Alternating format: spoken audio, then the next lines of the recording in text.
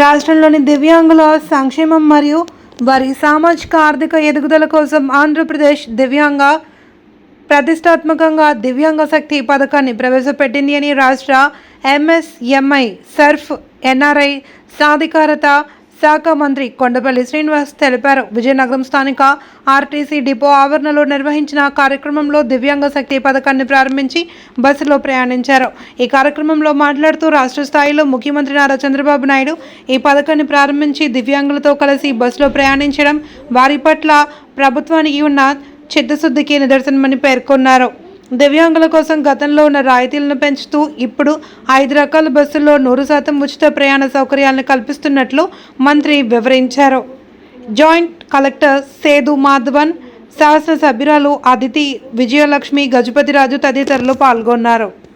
ఏదైతే దివ్యాంగుల కోసం అనౌన్స్ చేశారో దాంట్లో భాగంగానే దివ్యాంగ శక్తి పథకం కింద ఎవరైతే దివ్యాంగుల బస్సులు యూటిలైజ్ చేసుకోవడానికి స్త్రీ శక్తి ఏదైతే ఏ రకంగా అయితే మహిళలకి పెద్ద ఎత్తున చేయూతను కల్పిస్తుందో ఈరోజు మహిళా సోదరిమణులు మన జిల్లాలోని రాష్ట్రం అంతా కూడా మోస్ట్ సక్సెస్ఫుల్ పథకం తెలుగుదేశం కూటమి ప్రభుత్వానికి. ఎందుకంటే నేను చూస్తూ ఉన్నా, నేను సర్ప మంత్రిగా ఉన్నప్పుడు డ్వాక్రా మహిళలు ఎక్కువ ఆనందపడినటువంటి పథకం స్త్రీశక్తి పథకం. అలాగే దివ్యాంగ సోదరులు కూడా చాలాసార్లు మాకు ప్రభుత్వానికి విన్నవించారు. ఇప్పుడు 50% రాయితీ ఇస్తున్నారు, మాకు 100% కూడా ఉంటే మాకు కూడా చాలా చేయూతను కల్పిస్తుంది, ఖచ్చితంగా మాకు అవకాశం కల్పించండి. ప్రతి ఒక్కరు కూడా చదువుకునే వాళ్ళు ఉన్నారు, ఉద్యోగస్తులు ఉన్నారు, లేదా ఆరోగ్యరీత్యా ఎక్కడికైనా వెళ్ళేటప్పుడు మాకు కొంత ట్రీట్మెంట్ జరుగుతుంది, లేకపోతే మాకు కూడా ఒక మంచి సమాన హక్కు కూడా కలుగుతుంది, ఖచ్చితంగా మాకు కూడా ఒక అవకాశం కల్పించని చెప్తే క్యాబినెట్ డిస్కషన్లో గౌరవ ముఖ్యమంత్రి గారి దృష్టిలో మంత్రులందరూ చెప్పంగానే గౌరవ ముఖ్యమంత్రి గారు వెంటనే దీన్ని అమలు పరచండి, ఖచ్చితంగా మనం వాళ్ళు విన్నంటే ఉన్నామని వాళ్ళకి ధైర్యం నింపండి.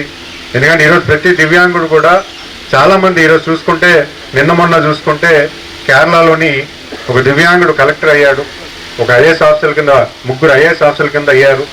వాళ్ళెవరికీ తక్కువ కాదు. ఈరోజు కళ్ళు కనిపించకపోయినా ఈరోజు ప్రపంచ స్థాయికి కూడా వెళ్ళే అవకాశం వాళ్ళకు కూడా ఉంది, వాళ్ళ తెలివితేటలు వాళ్ళకు కూడా ఉన్నాయి. అలాంటి తెలివితేటలు ఉన్నటువంటి వాళ్ళు చాలామంది ఈరోజు దివ్యాంగ సోదరిమణులు ఉన్నతమైన స్థానానికి వెళ్ళాలంటే వాళ్ళకి సరైనటువంటి చేయూతను కల్పించాలి, వారి కుటుంబానికి చేయూతను కల్పించేలాగా పెన్షన్ ఇవ్వడం జరిగింది. అలాగే ఈరోజు చదువుకున్న వాళ్ళు కానీ ఏ పని చేసుకోవాలన్నా వాళ్ళకు మంచి ఆసక్తి చూపించేలాగా ఈరోజు దివ్యాంగ శక్తి పథకం కూడా వాళ్ళకు పూర్తి స్థాయిలో అమలుపరిచేలాగా